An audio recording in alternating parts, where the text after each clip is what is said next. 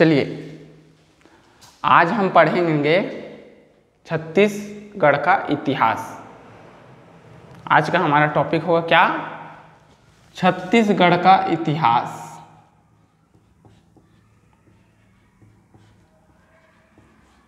का इतिहास, ठीक है।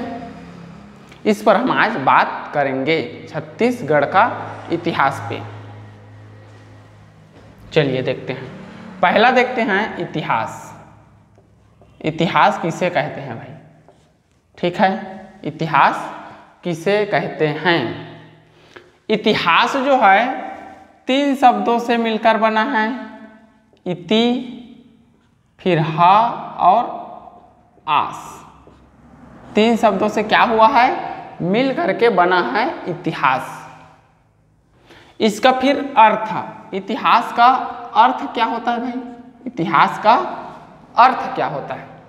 अर्थ होता है ऐसा निश्चित रूप जो पूर्वजों का अध्ययन कराता है, इतिहास कहते हैं। पूर्वजों का ना, पूर्वजों का अध्ययन कराता है, इतिहास कहते हैं। ऐसा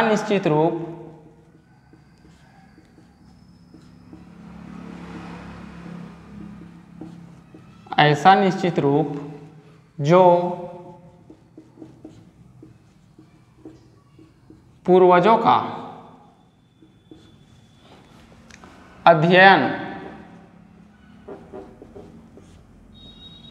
कराता है या फिर करता है, इतिहास कहते हैं। इतिहास कहते हैं, ठीक है। ये हो गया उसका परिभाषा इतिहास का, ठीक है। सेकेंड में हम देखते हैं इसका इतिहास का स्रोत।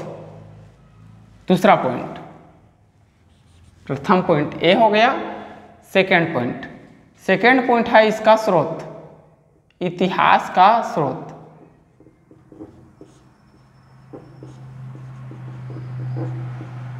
या फिर जानकारी कहाँ कहाँ से हमें प्राप्त होता है उसको, स्रोत या फिर जानकारी या फिर साक्ष्य, ठीक है। कहाँ कहाँ से हमें प्राप्त होता है उस पर हम बात करेंगे। इतिहास का जो है स्रोत है, जानकारी है, वह मिलता है 4 प्रकार से। कहाँ से? 4 प्रकार से मिलता है। देखते हैं, पहला, दूसरा, तीसरा और चौथा।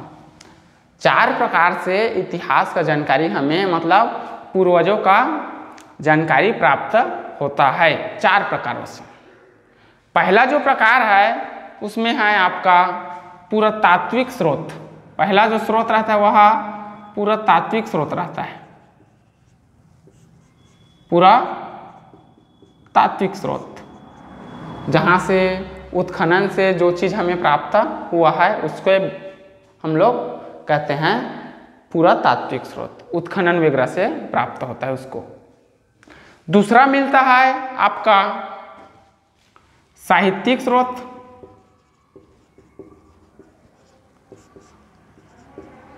साहित्यिक स्रोत से मिलता है भाई जानकारी, पुस्तक से।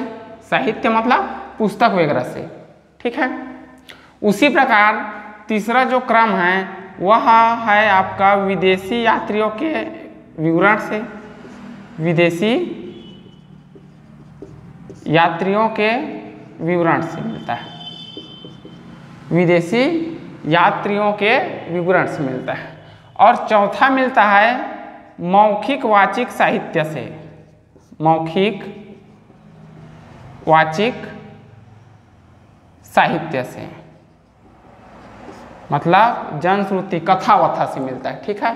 कथा से, कहानी से, इस प्रकार जानकारी मिलता है, उसको बोला जाता है मौखिक वाचिक साहित्य।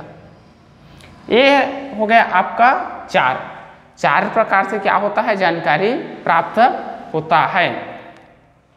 तो पुरातात्विक स्रोत में क्या क्या होगा भाई? देखते हैं हम। जैसे पुरातात्विक में आपका देखा जाता है शिलालेख को पहले शिलालेख। उसके बाद देखा जाता है स्तंभ लेख। स्तंभ लेख से जो जानकारियां प्राप्त होते हैं उसको, फिर ताम्रपत्र से, फिर सिक्का विक्का जो है मिला हुआ है उससे, उसके बाद स्मारक।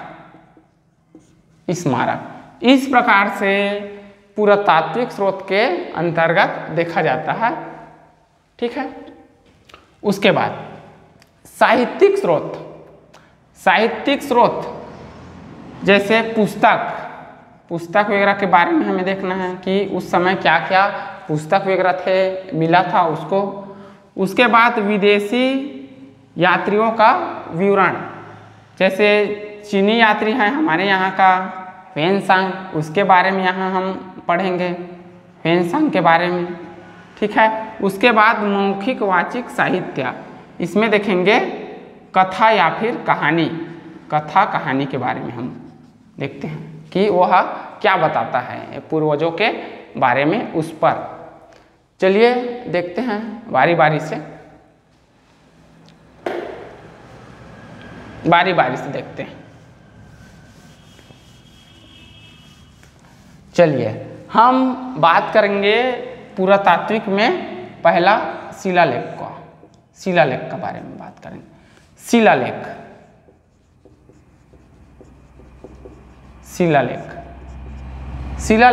किसे कहते हैं? शिल मतलब होता है आपका पत्थर और लेख मतलब होता है लिखावट, मतलब पत्थरों को खोद कर लिखी गई बातें। माने पत्थर को खोद कर लिखी गई बातें, ये कहाँ मिलता है? आपका शिलालेख में मिलता है। जैसे कहाँ भाई हमें प्राप्त हुआ है पत्थर से जानकारी, तो पत्थर से जानकारी प्राप्त हुआ है हमारे यहाँ रामगढ़ की पहाड़ी में,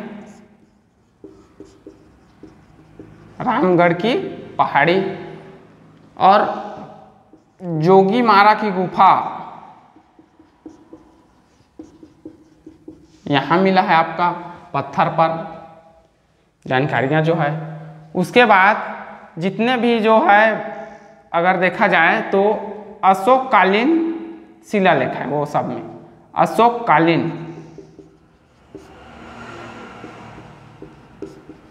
अशोककालीन शिलालेख यहाँ पर भी मिलता है आपका पत्थर से लिखी हुई बातें की जानकारी। दूसरा हमारे पास आता है स्तंभ लेख।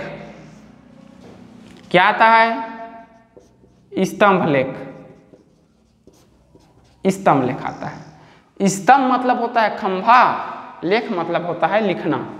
ठीक है। स्तंभ मतलब क्या होता है? खंभा होता है, लेख मतलब लिखना होता है। तो खंभे पर लिखी गई बातें, खंभे पर लिखी गई बातें कहाँ मिला है भाई? जैसे है आपका किरारी का काष्ठ अभिलेख। किरारी का काष्ठ अभिलेख। काष्ठ मतलब क्या होता है? मतलब काष्ठ मतलब होता है आपका लकड़ी होता है, मतलब लकड़ी के खंभे पर लिखी गई बातें। ठीक हो गया। फिर क्या है? ताम्रपत्र। क्या है? ताम्रपत्र, ये वाला ताम्रपत्र मतलब तांबे के पत्र, उसे बोला जाता है ताम्रपत्र। मतलब तांबे के पत्र में लिखी गई बातें या फिर तांबे को खोदकर लिखी गई बातें, तांबे को खोदकर लिखी गई बातें, ये होता है आपका ताम्रपत्र में आता है, ये जो कि उत्खनन से प्राप्त होता है। उसके बाद आता है आपका सिक्का। अगला अगला क्या आता है? सिक्का। सिक्का हमारे यहाँ का जो सबसे प्राचीन सिक्का है वह सिक्का है आहत सिक्का है। क्या है? आहत सिक्का है। आहत सिक्का के साथ ही साथ और भी हैं सिक्के, जैसे कुषाण काल का जो सिक्का है वो भी है, और गुप्त काल का जो सिक्का है वो भी है। ठीक है, जैसे हमारे यहाँ का सबसे प्राचीन सिक्का है, प्राचीन सिक्का क्या है? सबसे आहत सिक्का। क्या है? आहत सिक्का है सबसे प्राचीन सिक्का। ठीक है, उसके बाद कुषाणकालीन सिक्का का भी उल्लेख होता है, कुषाणकालीन सिक्का का, और गुप्तकालीन सिक्का। गुप्तकालीन सिक्का इस प्रकार से होता है जानकारियां प्राप्त। अंतिम है हमारा स्मारक। क्या है? स्मारक। स्मारक अंतिम हमारा क्या है?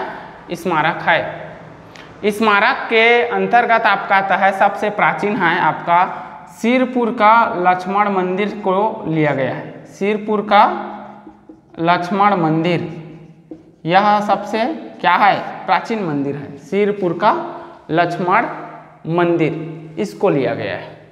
ठीक है, ये रहता है आपका पुरातात्विक स्रोत का जानकारियां। अगला हमारे पास आता है वह है आपका साहित्यिक स्रोत। क्या है? साहित्यिक स्रोत। चलिए देखते हैं उसको भी।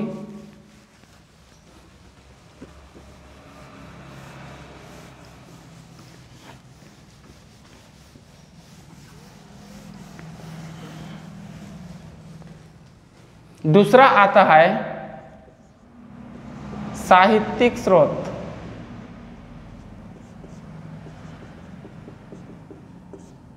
क्या आता है? साहित्यिक स्रोत, मतलब पुस्तक का जानकारियां कहाँ से प्राप्त हुआ है उसके बारे में हमें देखना है। पुस्तक से क्या क्या जानकारियां प्राप्त हुआ है उसको। पहला जो है पुस्तक जो है उससे मिलता है आपका कई प्रकार का जानकारियां प्राप्त हुआ है। जैसे प्रथम पुस्तक की अगर बात किया जाए तो प्रथम पुस्तक हमारा वेद है। क्या है? वेद। ये जो वेद है, वेद में बस्तर को दक्षिण दिक् कहा गया है। बस्तर को दक्षिण दिक् कहा गया है। दक्षिण दिक् कहा गया है। यह हो गया प्रथम पुस्तक वेद जो है। वेद में बस्तर को क्या कहा गया है? दक्षिण दिक् कहा गया है। और दूसरा जो पुस्तक है वह है अवदान शतक। अवदान शतक। अवदान शतक जो पुस्तक है वह बताता है कि जो महात्मा गौतम बुद्ध थे उन्होंने हमारे छत्तीसगढ़ के राजधानियों में क्या किया है? प्राचीन समय में भ्रमण किया था, उसका उल्लेख किया गया है अवदान शतक में। महात्मा बुद्ध के वर्णन छत्तीसगढ़ में। ठीक है, महात्मा बुद्ध का वर्णन छत्तीसगढ़ में। उसके बाद एक और पुस्तक का नाम है जो कि बाबू रेवाराम का है। बाबू रेवाराम का वह पुस्तक का आपका है नाम विक्रम विलास। विक्रम विलास, इसमें भी प्रथम बार छत्तीसगढ़ का प्रयोग किया गया था विक्रम विलास पुस्तक में। अगला जो पुस्तक आता है वह है आपका केदारनाथ का पुस्तक। केदारनाथ का पुस्तक आता है एक और पुस्तक जो कि उसका पुस्तक का नाम है बस्तर भूषण। बस्तर भूषण, इसमें भी छत्तीसगढ़ का उल्लेख किया गया है। इस प्रकार से साहित्यिक स्रोत में ये जो है आते हैं इसके अंतर्गत। ठीक है, उसके बाद अगला जो हमारे पास आता है वह है आपका तीसरा चीनी हमारे पास विदेशी यात्रियों का विवरण, विदेशी यात्रियों का विवरण। तो आप सब जानते हैं प्रथम विदेशी यात्री कौन था? ह्वेनसांग। चीनी यात्री ह्वेनसांग का वर्णन, क्योंकि क्या है, प्रथम यात्री था, उनका पुस्तक का नाम रहता है यात्रा वृत्तांत। पुस्तक का नाम यात्रा वृत्तांत ग्रंथ लिख लेना, ठीक है, ग्रंथ। उसका नाम है आपका सियुकी। सियुकी, यह जो सियुकी पुस्तक है उनका यात्रा वाला, उस पुस्तक में छत्तीसगढ़ का नाम, छत्तीसगढ़ को कियासलो कहा गया है। क्या कहा गया है? कियासलो कहा गया है। छत्तीसगढ़ को कियासलो कहा गया है। ये रहता है आपका विवरण विदेशी यात्रियों का। अगला हमारे पास आता है चौथा, मौखिक वाचिक साहित्य। क्या आता है? मौखिक वाचिक साहित्य। जैसे अगर मौखिक वाचिक साहित्य की बात किया जाए तो आदिवासी क्षेत्र में होता है घोटुल पाटा। क्या होता है? घोटुल पाटा। घोटुल पाटा, ये जो घोटुल पाटा है उसमें एक कहानी रहता है एक व्यक्ति का, जिसका नाम है जालोंग साय। क्या है? जालोंग साय। यह जो जालोंग साय की कथा है उसमें बस्तर का वर्णन किया गया है, बस्तर के बारे में बताया गया है। लोगों के द्वारा इसको कथा के रूप में बताया जाता है, इसलिए बोला जाता है क्या? मौखिक वाचिक साहित्य। घोटुल पाटा में जालोंग साय की कथा जो कि क्या है? मौखिक वाचिक साहित्य है। इस प्रकार से जो है इतिहास का स्रोत जो है हमें मिलता है, उनका जानकारी, ठीक है। अगला हमारे पास आता है वह है आपका इतिहास का वर्गीकरण, कि भाई इतिहास को हम कहाँ कहाँ से किस किस भाग से कैसे पढ़ते हैं उस पर, ठीक है।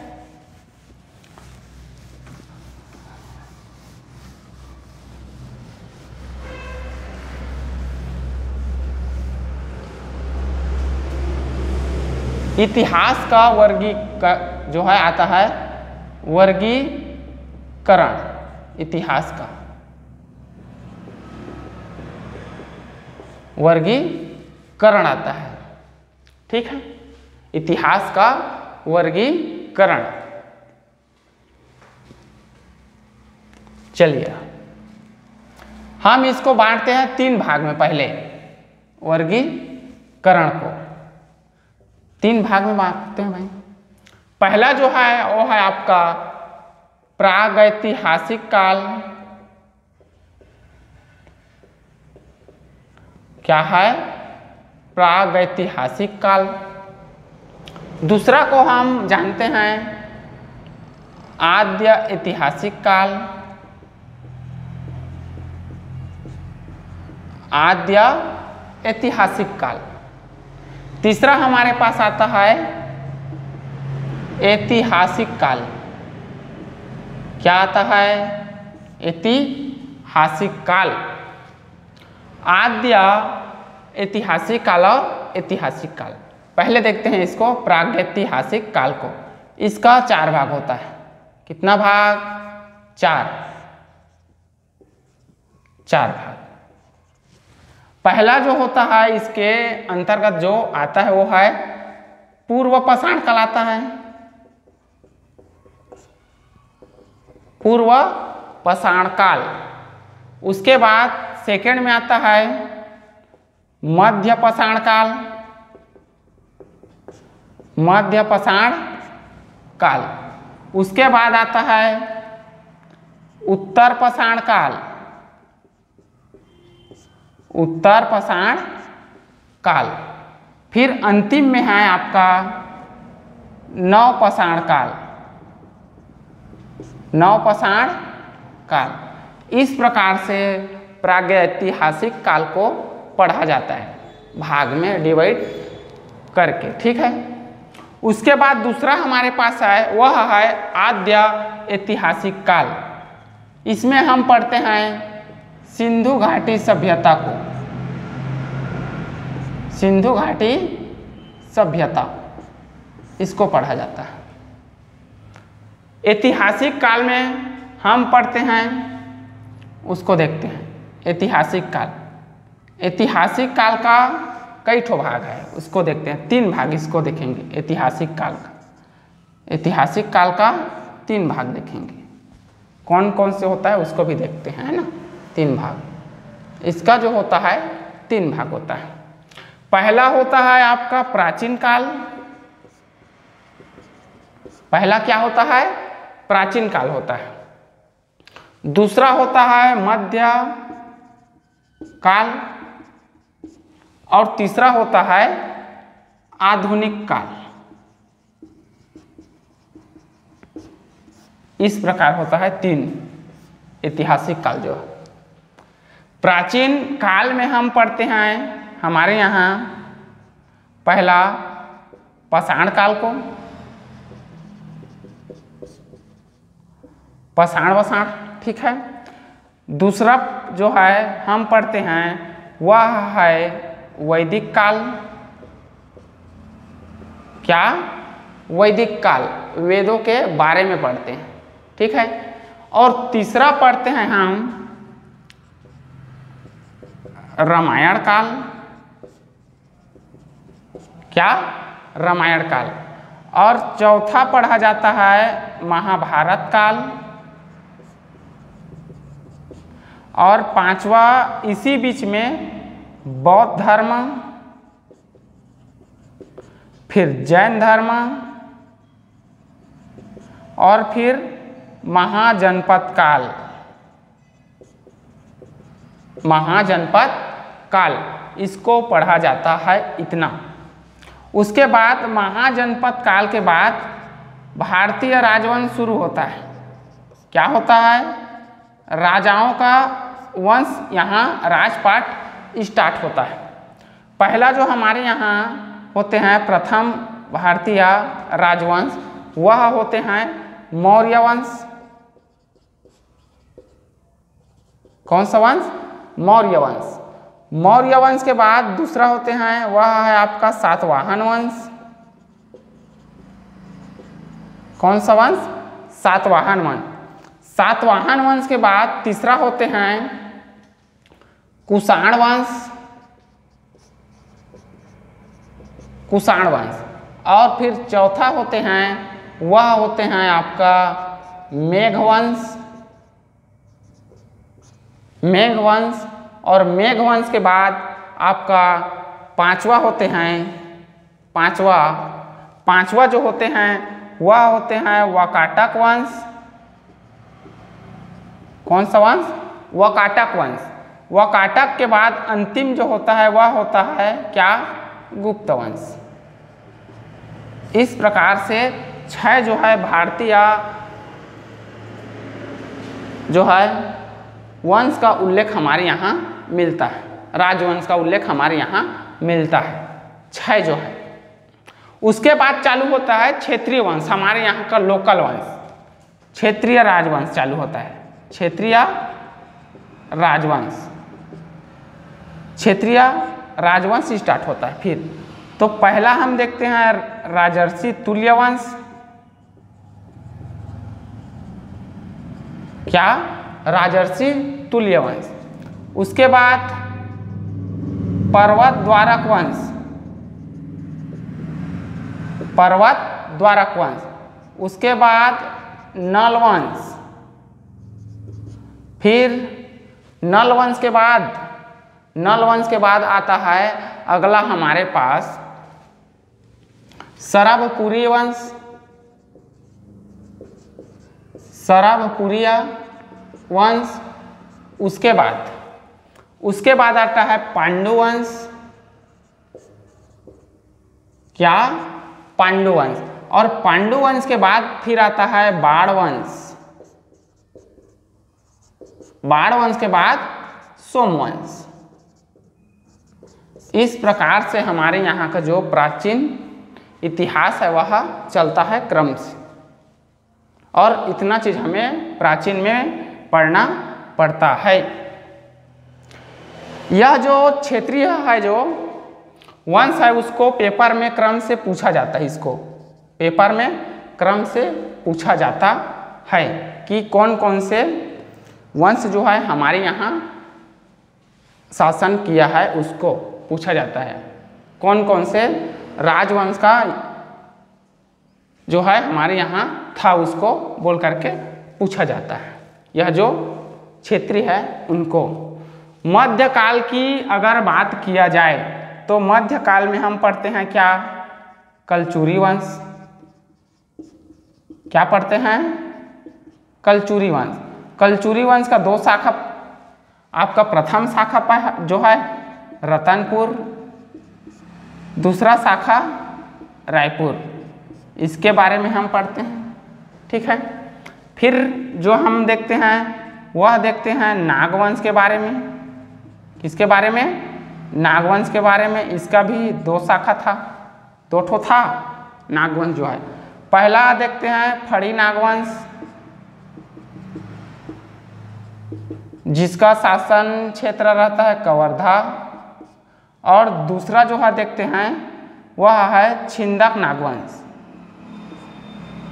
छिंदक नागवंश। इसका शासन जो क्षेत्र रहता है वह रहता है आपका बस्तर। उसके बाद पढ़ते हैं कांकेर का सोमवंश, यहीं पर ना कांकेर का सोमवंश पढ़ते हैं भाई। उसके बाद पढ़ा जाता है सोमवंश के बाद काकतीय वंश। क्या वंश? काकतीय वंश। काकतीय वंश पढ़ा जाता है अंतिम में, मध्यकाल में काकतीय वंश, जो कि बस्तर क्षेत्र में इनका शासन रहता है। काकतीय वंश के बाद यहाँ पढ़ते हैं हम अगला आधुनिक काल में।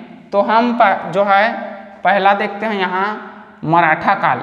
आधुनिक काल में क्या देखते हैं भाई? मराठा काल।